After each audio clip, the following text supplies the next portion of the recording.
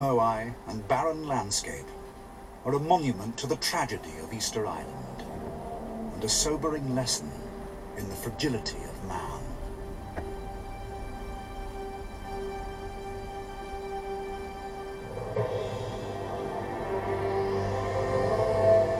Easter Island became the most extreme outpost of the Polynesian world. Its story is unique. But elsewhere in the Pacific, other voyages had taken the Polynesian way of life to lands where ingenuity and resolve were not thwarted by isolation. Far to the north, they discovered Hawaii, a new homeland where Polynesian culture grew from strength to strength.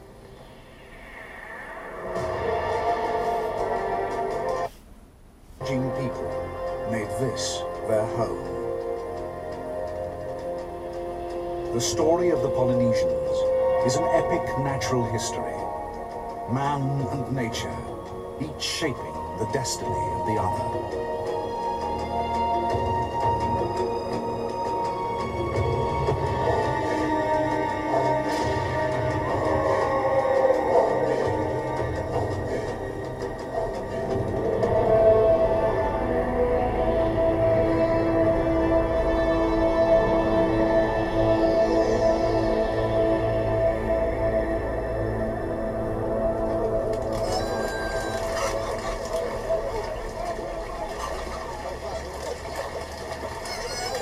The Polynesians were the most intrepid voyagers the world has ever known. In giant double-hulled canoes, they ventured eastwards to the islands of Tahiti and the Marquesas in the center of the Great Pacific Ocean. From there, these island people set out north and south in search of unknown lands, beyond the distant horizons of their ocean world.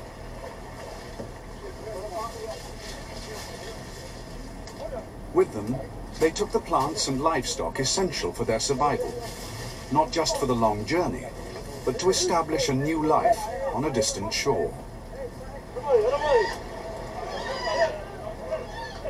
Chickens, dogs, and pigs became reluctant but vital companions on these, the most ambitious voyages of Polynesian exploration.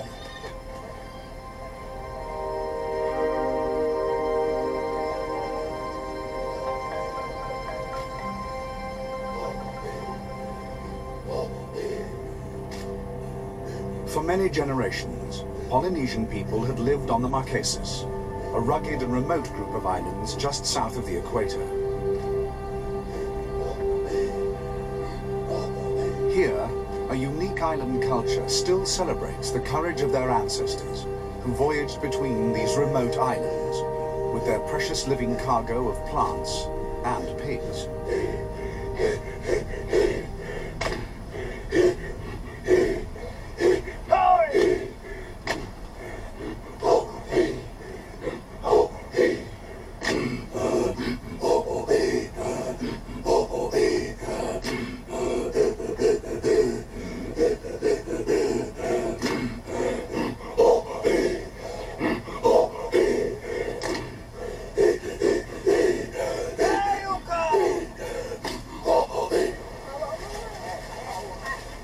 Polynesian people reached the Marquesas Islands more than 2,000 years ago.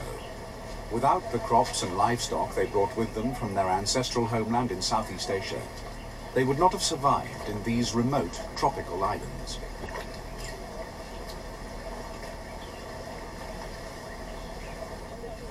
As with all oceanic islands, the forests contained few native animals and plants that they could eat.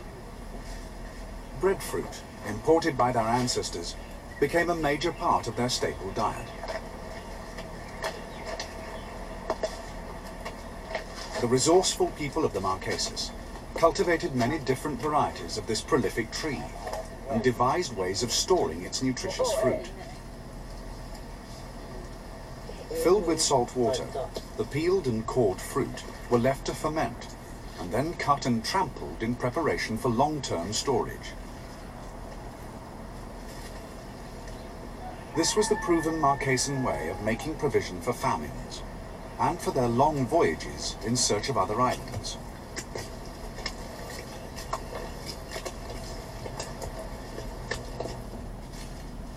Wrapped in dried leaves, the fermented breadfruit became a packed meal that could sustain the ocean travelers for weeks. Just as important was the preparation of seeds and cuttings vital to their survival when they arrived. All Polynesians were expert gardeners, understanding the special needs of their valuable crops. Many, such as breadfruit and banana, could only be cultivated from living shoots or roots. To survive a long sea crossing, the plants needed meticulous care by their green-fingered cultivators. Generations of experience had taught them how to equip themselves for the hazardous adventure that lay ahead. The entire community helped prepare the cargo which would be the foundation of a new life.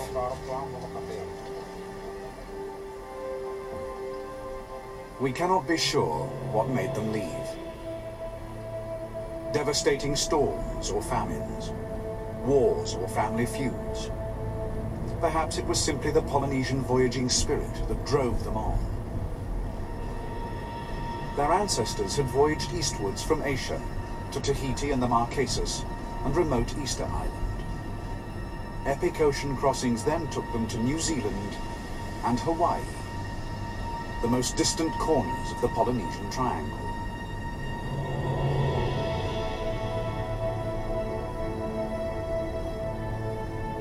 To reach Hawaii from the Marquesas, a canoe must sail for more than a month across perilous winds and currents. Many must have perished in the search for new land.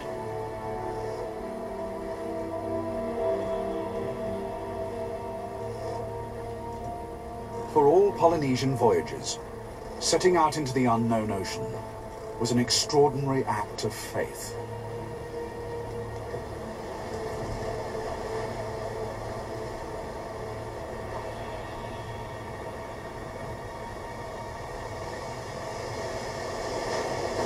The islands of Hawaii form the most remote archipelago on Earth, a land still in the making.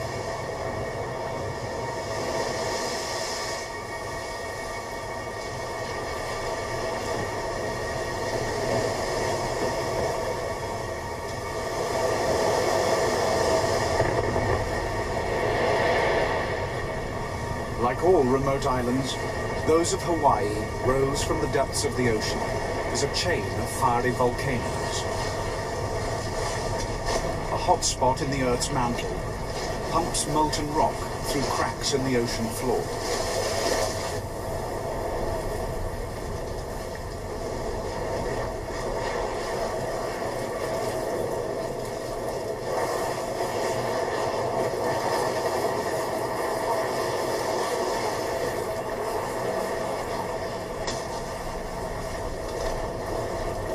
As it erupts at the surface, the red-hot lava spits and hisses until, quenched by the sea, it creates new land.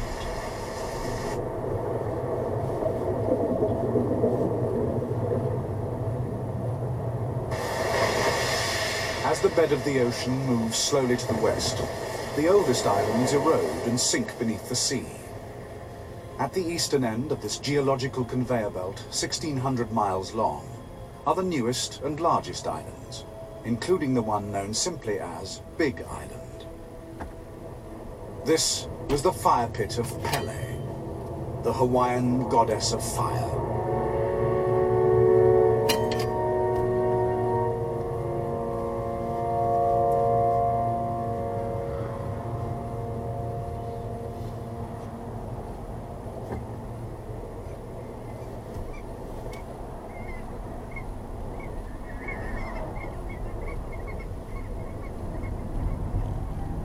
These specks of land are thousands of miles from any continent.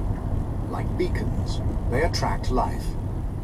By chance, blown on the wind, come new immigrants, each arrival a triumph.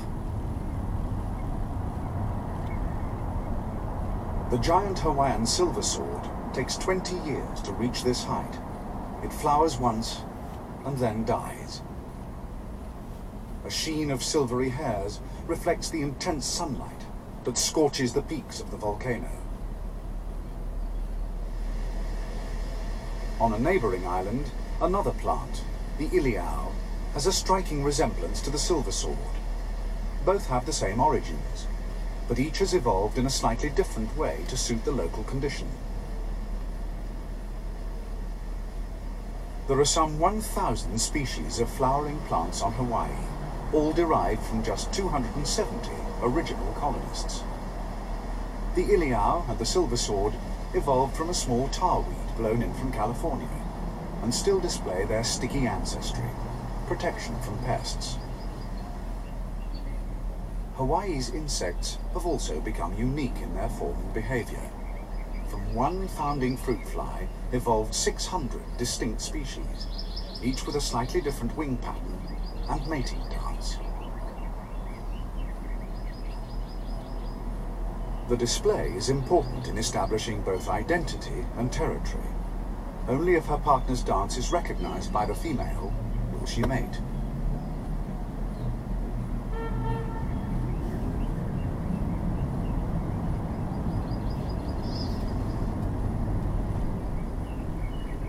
Losing the power of flight is a common feature of island evolution. Hawaii has spectacular examples. Almost every group of insects, from crickets to predatory wasps, that winged their way to these remote islands have since evolved a flightless form. This wasp has no wings at all. It drops its prey. Unable to take flight, it must pursue another meal on foot.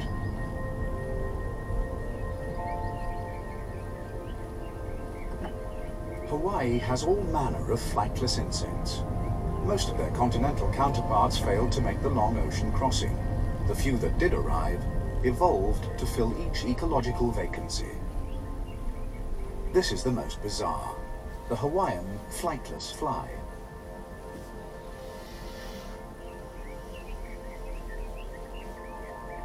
Another unique emblem of Hawaii is the happy face spider.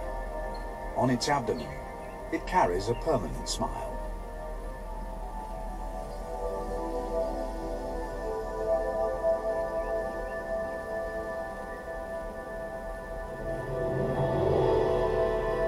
From its coastline to the summits of its fiery craters, Hawaii is one of the world's great living museums of evolution.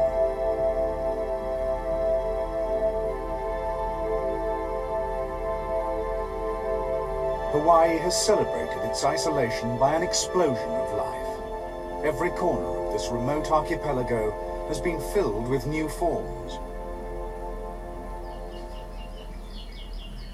Millions of years ago, a flock of small finches from a distant continent was blown by a storm and landed in the forests of Hawaii. Here they radiated into more than 50 different species. The palila, with its heavy bill, perfect for tearing seed pods, is most like the ancestral finch. But after many generations, new species evolved. Today, we know them as Hawaiian honey creepers, each unique to these islands, and each evolved to take best advantage of different sources of food. This one, the Akiapola owl, pursues insects. Its bill is ideally suited to probing wood and teasing out grubs. But the forests of Hawaii are also rich in flowers. One honey creeper has evolved a bill perfect for sipping their nectar. The head of the iiwi fits the native lobeliads like a hand in a glove.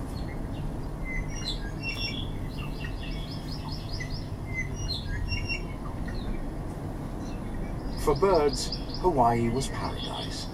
With few predators or diseases, their offspring survived more easily into adulthood than their continental counterparts. Like Hawaii's insects, many became flightless.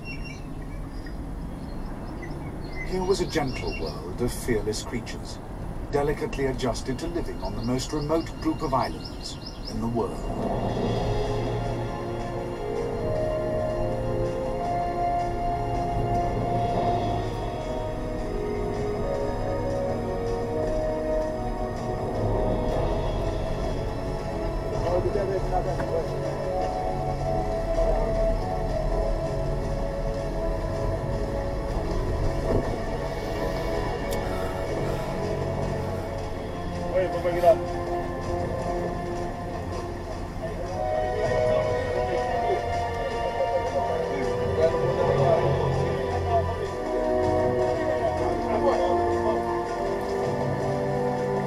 For those first Polynesians who came to these shores some 1600 years ago, Hawaii was a dramatic discovery.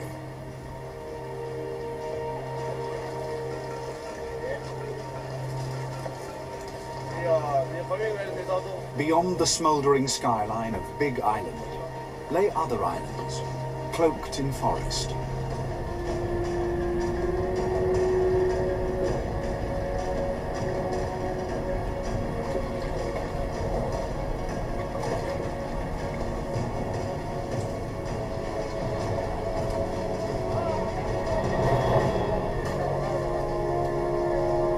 With the first human footfall on the shores of this isolated paradise, the natural history of Hawaii was set on a new course. This first invasion also included the plants and animals brought by the voyagers from their homeland 2,000 miles to the south. Whether by design or by accident, all manner of livestock arrived with the first voyaging canoes, including the ubiquitous Polynesian rat and the indispensable domesticated chicken, both traditional Polynesian foods. Their act of faith had been rewarded. Their gods had guided them to a new homeland. In time, these remote mountainous islands would become the most productive and densely populated part of Polynesia.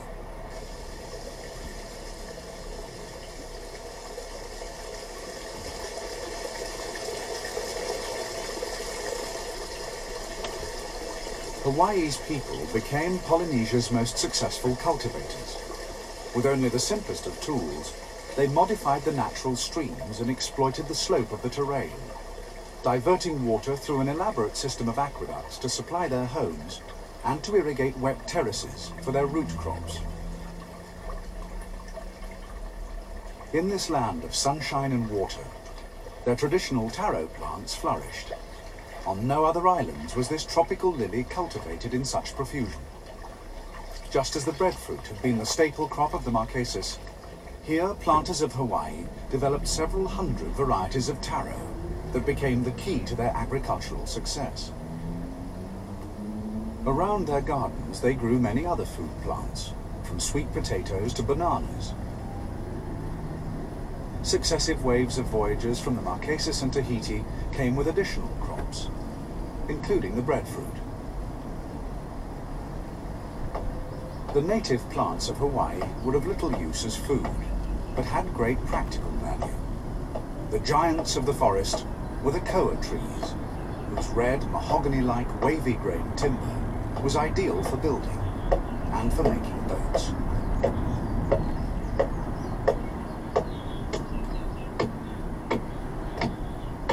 The tough basalt rocks of Hawaii's volcanoes provided material from which the craftsmen fashioned stone adzes. With these tools, they sculpted the hulls of their sacred canoes.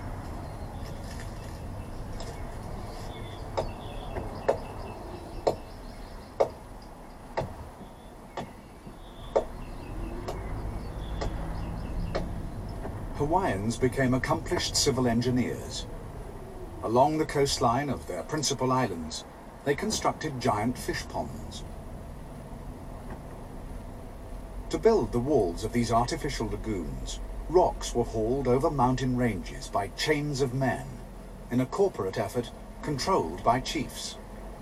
The scale of their endeavor was unparalleled in the rest of Polynesia. At strategic places along the dam, wooden gates allowed young fish to be carried in by the tide. Here they fed in the rich, sheltered waters of these man-made lagoons. In time, they grew too big to escape to the open sea. For the Hawaiian fishermen, they were an easy catch.